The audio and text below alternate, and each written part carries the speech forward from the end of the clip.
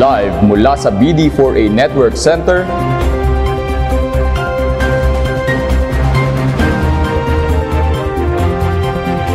ang tanging tiyak sa anumang alinlangan, ulat sa silangan.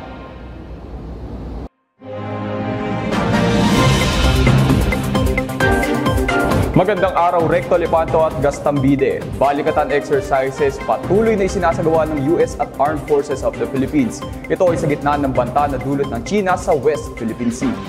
Buwan ng Abril nang simulan ng Estados Unidos at ng Sandatahang Lakas ng Pilipinas ang taunang balikatan exercises. Nakatutok si Raf Raimundo.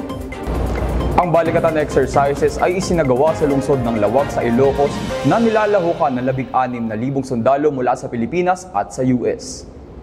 Araw ng Lunes, ika-6 ng Mayo, muling nakilahok ang 200 sundalo mula sa Pilipinas at US sa isa sa mga gawain sa nasabing aktibidad. Layunin ng dalawang panig na magtaboy at depensahan ang dalampasigan ng lungsod ng Lawag mula sa mga hindi pinangalan ng kalaban. Gumamit din ng mga sundalo ng ilang armas at kagamitang pandigma tulad ng javelin missile, mga kanyon at machine gun bilang parte ng nasabing pagsasanay. Sa kabila ng pagtutulungan ng dalawang bansa, patuloy pa rin ang China sa pagtaboy at pagbomba ng tubig sa mga sasakyang pandagat sa West Philippine Sea. Kasabay pa nito ang ilang pagbabanta patungkol sa mga bansang nakasuporta sa Pilipinas, lalo sa usaping pandigmaan. Magpapatuloy ang balikatan exercises hanggang sa ika-10 ng Mayo, ngunit hindi dito natatapos ang pagtutulungan ng US at ng Pilipinas dahil na rin sa patuloy na pagtaas ng tensyon sa pagitan ng China at Pilipinas patungkol pa rin sa West Philippine Sea. Para sa National News, Raf Raimundo, ang iyong tiyak, ulat sa silangan. Mas patatagalin na ng University of the East ang implementasyon ng summer dress code. Pahahabain na ang implementasyong ito hanggang sa katapusan ng ikalawang semestre sa kasalukuyang akademikong taon dahil sa extreme heat index na inulat ng Pag-asa. Nakatutok si Natalie Felix. Ibinahagi ng Philippine Atmospheric, Geophysical and Astronomical Services Administration na mas makararanas pa rin daw ng lalong matinding init ng panahon ang Pilipinas nitong buwan ng Mayo. Kasabay ng balitang ito ay may ibang pagbabago na rin ginawa ang pamantasan tungkol sa kung ano ang pwede at hindi pwedeng suotin ng mga estudyante sa kanilang kagustuhang gamitin ang summer dress code. Kung noon ay pwede lang magsuot ang mga mag-aaral ng t-shirt basta't mayroon itong school logo, ngayon ay pinalitan ng polisiyang ito ng kahit anong t-shirt na.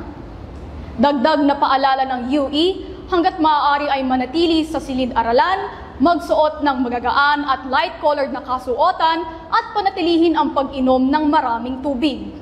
Para sa University News, Natalie Felix ang iyong tiyak, ulat sa silangan. 8 taong gulang binugbog ng ina na miyembro ng Citizen Armed Force Geographical Unit.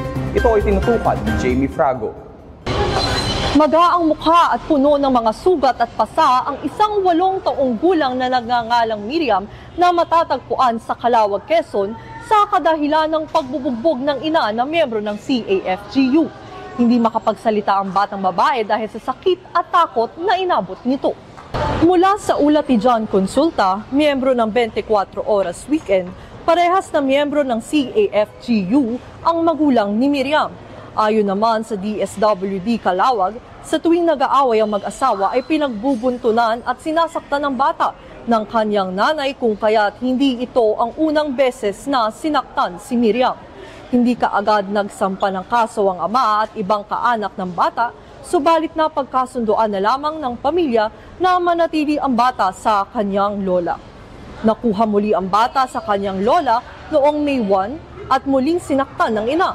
Dinala agad ng DSWD si Miriam sa doktor upang maipagamot at masiguradong nasa ayos na kalagayan ang bata.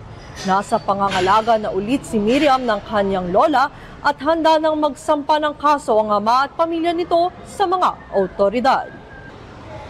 Patuloy ang investigasyon kasama ang Philippine Army na nakasakop sa patrol base ng CAFGU at titiyaking mabibigyan ng hustisya si Miriam at mananagot ang sinumang may pagkukulang.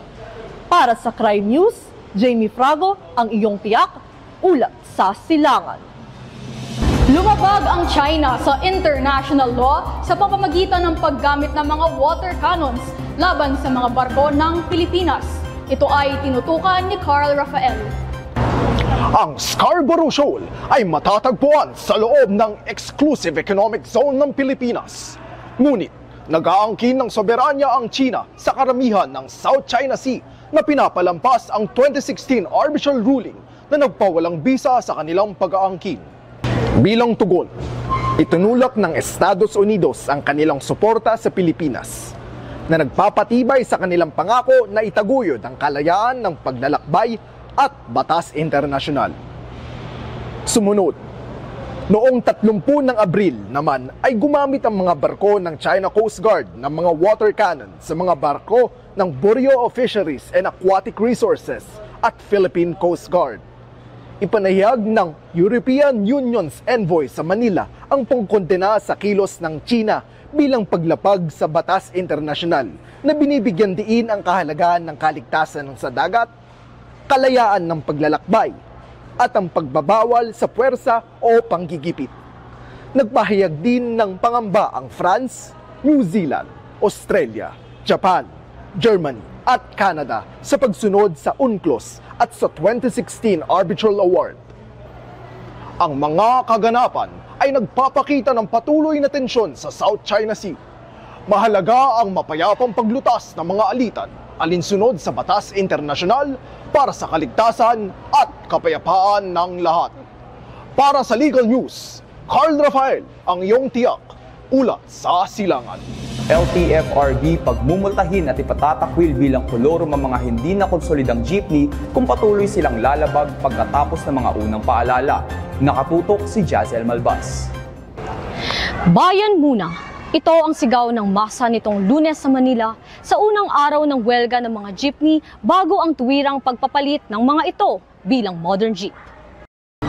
Ayon sa LTFRB Chairperson Teofilo Guadis III, sa unang 15 araw ay hindi sila ipatatakwil kaagad simula May 1. Pero kung magpatuloy sila sa kanilang mga ruta, ay sa tingin ni Guadis ay karapatan na ng Estado na ipatupad ang batas. Kasalukuyang wala pang sagot ang Korte Suprema sa naunang petisyon ng Samahang Piston para sa Temporary Restraining Order laban sa Public Utility Vehicle Modernization Program o PUVMP. Hinaing ng Piston, hindi sila laban sa modernisasyon ng PUVs, kundi humihiling sila ng makatarungang transisyon na hindi magnanakaw ng kabuhayan ng mga tao. Para sa National News, Jazel Malbas, ang iyong tiyak, ulat sa silangan. Get ready to catch the love bug! Sikat na bandang Jonas Brothers nagpasaya at kilig sa maraming fans sa kanilang The Tour concert ngayong taon sa Pilipinas. Ang iba pang detalye ay tinutukan ni Sofia Islao. Mainit na tinanggap ang magkakapatid na Joe, Nick at Kevin sa Mall of Asia Arena ng kanilang mga Filipino fans matapos ang mahigit isang dekadang pagbabalik nila sa bansa. Kilala ang banda sa kanilang mga kantang Love Bag, SOS, Leave Before You Love Me, Sucker at marami pa. Bago ang concert, spotted naman sa isang live video ni Joe Jonas sa kanyang Instagram ay di pinalampas ng banda ang pagsakay sa jeepney. Hindi rin nagpahuli si Joe sa pagpapakuha ng litrato with the caption, "Taking in that sweet Manila sun." Matapos ang concert, nagpahayag ng pasasalamat ang Jonas Brothers sa kanilang mga fans sa pamamagitan ng pag-post sa kanilang mga social media accounts at sinabing, "Manila, you were loud last night." Para sa Entertainment News, Sofia Islao, ang iyong tiyak, ulat sa silangan. Miyerkules, ika-31 ng Hunyo nang sumiklab ang apoy sa lugar ng Dasmariñas, Cavite at bumawi ng buhay ng 26 anyos na dalaga matapos itong matrap sa tinutuluyan nitong apartment. Nakatutok si Nelmar Malapitan.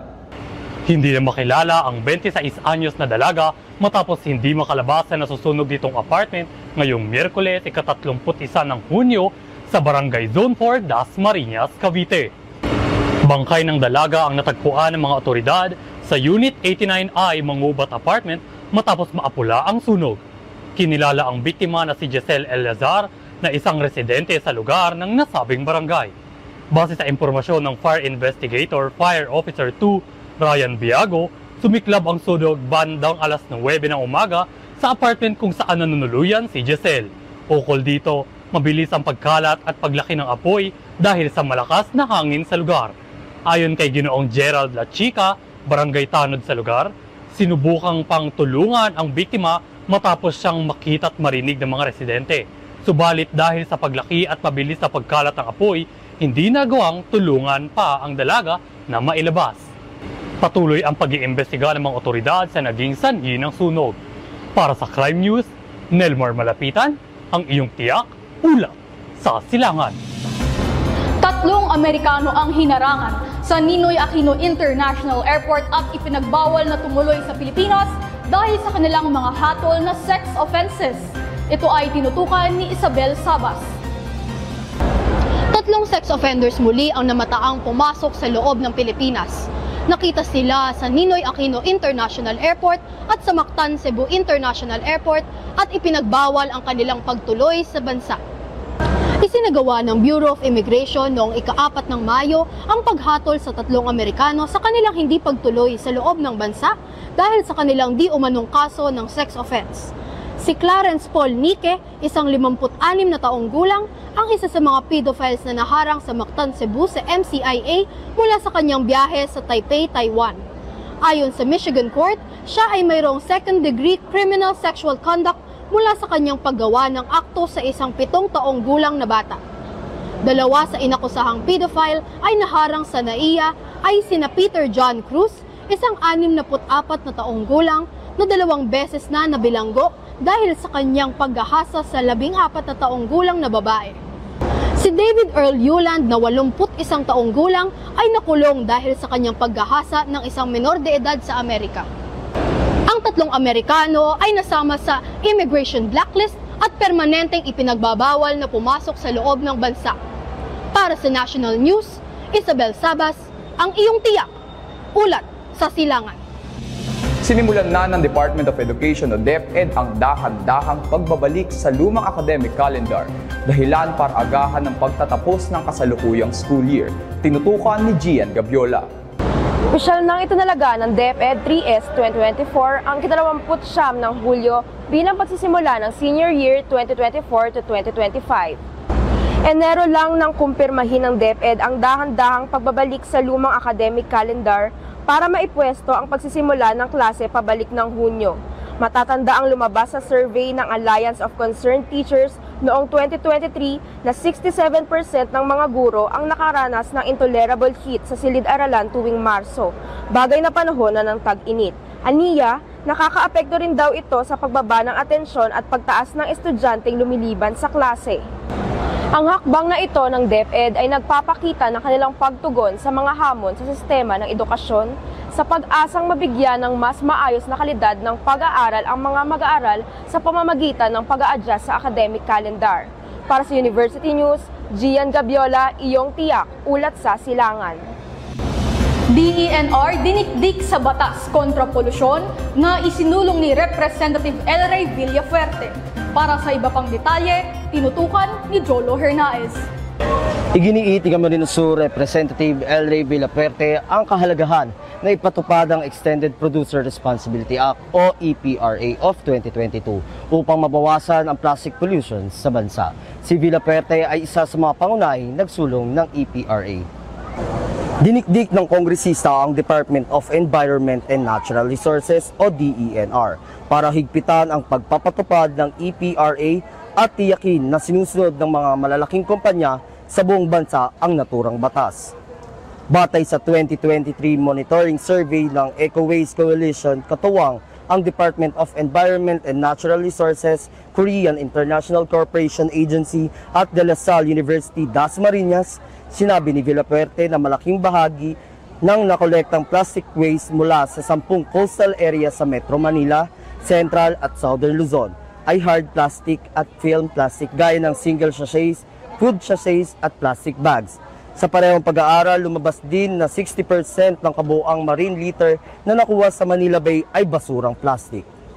Alinsunod sa EPRA, mandato ng malalaking kumpanya na magkaroon ng mekanismo para sa pag-recover ng kanilang mga plastic packaging sa treatment, recycling o disposal ng kanilang mga produkto na nabenta at nagamit ng mga consumer. Para sa Legal News, Jola Hernaez, ang iyong tiyak, ulat sa silangan.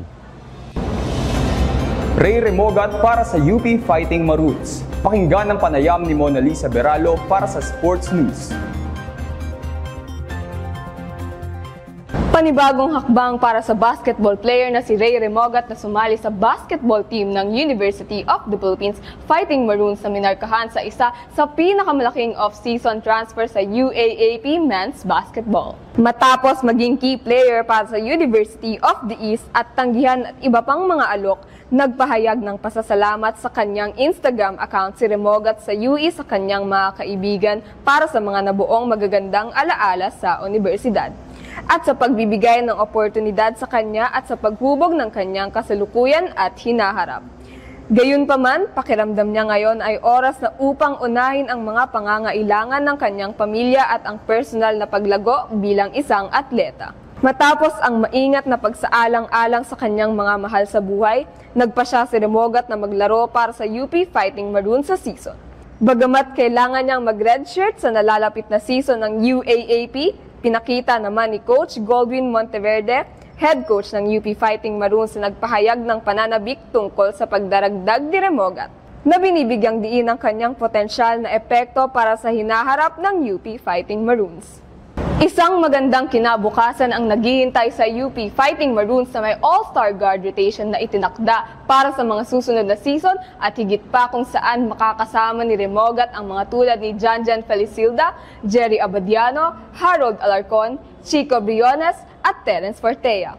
Para sa Sports News, Monlisa Beralo ang iyong tiyak, ulat sa silangan.